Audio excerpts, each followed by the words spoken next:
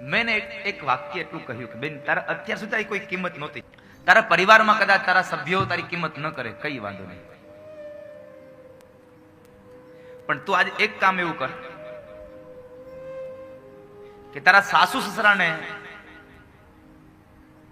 તારી સાથે રાખવા માંડ, તારી ભેગા કરી દે. પણ કદાચ સાસુમાનો સ્વભાવ જરાક પેલો છે ને, એટલે વાત વાતમાં રોકટોક કર્યા કરે, વાત વાતમાં બોલ્યા કરે. કઈ વાંધો નહીં, સાસુમાં છે બોલે.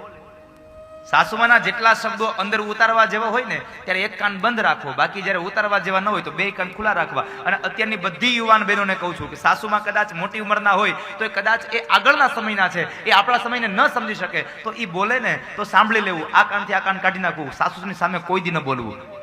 સાસુ સામે ન બોલવાનો બહુ મોટો ફાયદો છે.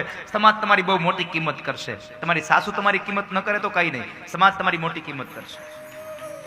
કારણ કે પહેલાના રૂઢિ પ્રમાણેના માણસો હોય તો છરાક એ આપણા સમયને ન સ્વીકારી શકે, એક્સેપ્ટ ન કરી શકે, તો કોઈ ચિંતા ન કરવી.